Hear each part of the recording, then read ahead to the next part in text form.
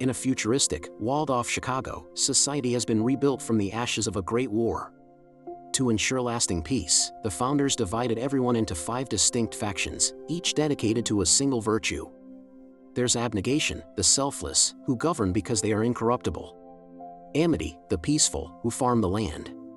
Candor, the honest, who handle the law. Erudite, the intelligent, who pursue knowledge. And dauntless, the brave, who are the city's protectors.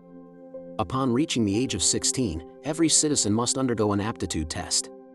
This test, a psychological simulation, is designed to reveal which faction they are best suited for. However, the final choice is always their own. At the annual choosing ceremony, they must decide whether to stay in their birth faction or transfer to a new one, potentially leaving their families behind forever. Faction before blood. Our story follows Beatrice Pryor, a young girl from abnegation.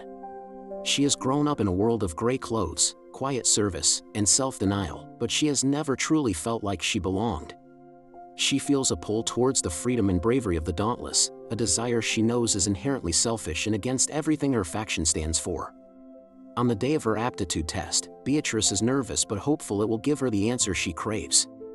The test administrator, a dauntless woman named Tori, injects her with a serum that plunges her into a simulation. Inside the simulation, strange things happen. A dog appears, but when it turns vicious, Beatrice doesn't react with fear like a normal abnegation. Instead, she reasons with it calmly, a candor-like trait. In the next scenario, a child is in danger. Instead of sacrificing herself instantly as an abnegation would, she shields the child, a brave act befitting a dauntless. The test glitches and ends abruptly. Tori returns with a look of deep concern on her face. Beatrice's results were inconclusive. She showed an equal aptitude for abnegation, dauntless, and erudite. This makes her something incredibly rare and dangerous, divergent. Tori quickly alters the results to show abnegation and warns Beatrice to never speak of her true nature to anyone. Being divergent means your mind works in ways the system cannot predict or control. It is seen as a threat to the entire social structure, and those discovered are hunted and eliminated. Shaken and more confused than ever, Beatrice goes to the choosing ceremony with no clear answer. Her brother, Caleb, chooses to transfer to erudite, shocking their parents. When it's her turn, Beatrice hesitates, then lets a drop of her blood fall onto the burning coals of the dauntless bowl.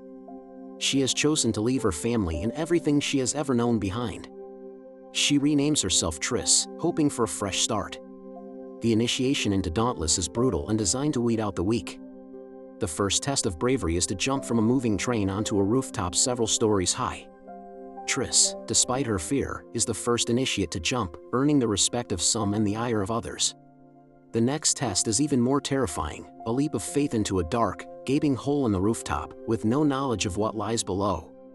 Again, Triss volunteers to go first, plummeting into the darkness until she lands safely in a net. A man named Four is there to greet her, his nickname derived from the fact that he has only 4 fears.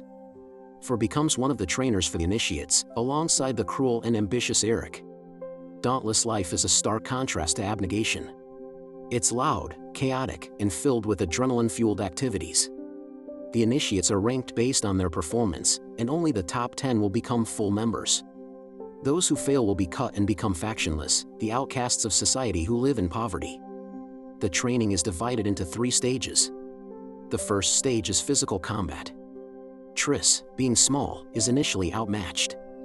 She suffers several brutal defeats, landing her at the bottom of the rankings. But she is resilient. She learns to use her size to her advantage, thinking strategically rather than relying on brute force. She starts to climb the ranks, forming friendships with fellow transfers Christina, Will, and Al, but also making enemies, particularly a ruthless initiate named Peter. During a Dauntless-style game of Capture the Flag, Triss uses her intellect and bravery to scale a Ferris wheel, spotting the enemy's flag and leading her team to victory. This feat catches Four's attention. He sees her potential and begins to mentor her in secret. He notices her unusual responses in training and starts to suspect that she is divergent. The second stage of initiation involves facing their fears in psychological simulations. This is where Triss's divergence becomes a significant advantage. Unlike others who are lost in the simulation, Triss is aware that it isn't real.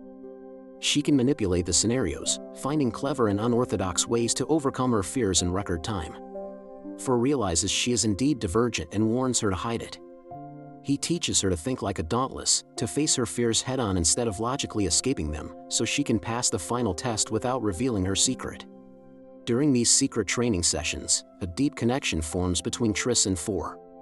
She discovers that 4, whose real name is Tobias Eaton, is the son of the abnegation leader, Marcus Eaton. He fled his faction to escape his father's cruelty. Meanwhile, a sinister plot is brewing. Janine Matthews, the leader of the knowledge-seeking erudite faction, has been publishing articles slandering abnegation, claiming they are corrupt and hoarding resources. She believes that human nature is the enemy and that true peace can only be achieved if everyone is controlled. The erudite are developing a new serum, one that can be used to control the minds of an entire faction. Triss overhears Eric and Janine discussing their plans. They intend to use the Dauntless as their army to overthrow the abnegation government. The final stage of initiation is the Fear Landscape, a simulation that forces each initiate to confront all of their fears in succession. Triss successfully navigates her fear landscape by using the methods 4 taught her, securing her place as a Dauntless. That night, after the initiation ceremony, all the new Dauntless members are injected with what they are told is a new tracking device. In reality, it's Janine's mind control serum. In the middle of the night, Triss awakens to find all the other Dauntless moving like sleepwalkers, grabbing weapons and boarding trains. The serum has turned them into a mindless army. However, because Triss is divergent, the serum has no effect on her. She discovers 4 is also immune to the serum, confirming that he is divergent as well. They are forced to pretend to be under the serum's control to survive, boarding the train headed for the abnegation sector. Their plan is to blend in and find a way to stop the attack from the inside. However, their cover is blown when they try to save Triss's family. A fight breaks out, and Triss is shot. 4 refuses to leave her behind and is captured by Eric and other Dauntless soldiers. Triss manages to escape and finds her parents, who have been helping other abnegation members hide. In a heartbreaking turn of events, Triss's mother reveals she was originally Dauntless and sacrifices herself to save Triss. Her father also dies heroically while helping her infiltrate the Dauntless headquarters to stop the massacre. Triss finds 4 in the main control room, but he doesn't recognize her. Janine has subjected him to a more advanced serum, one specifically designed to control even the Divergent. He is now a puppet, overseeing the attack on his former faction. Triss is forced to fight the man she loves. She knows she can't beat him physically, so she uses their connection against the serum. She points her weapon at her own head, knowing he would never let her die. The emotional shock is enough to break him free from a mind control. Together, they fight their way to Janine. Triss manages to inject Janine with her own mind control serum. Under its influence, Janine is forced to shut down the entire simulation and erase the program, freeing all the Dauntless soldiers from their trance. With the attack thwarted, Triss, 4, Caleb, and a few others know they are no longer safe. They have exposed the erudite plot and are now fugitives. They board a train heading towards the wall that surrounds the city, venturing into the unknown. They may have stopped Janine's plan for now, but they have also shattered the fragile peace of their society, becoming enemies of the state in a world that is about to be plunged into war. For more deep dives into your favorite cinematic worlds, be sure to subscribe to Movies Recap Repo.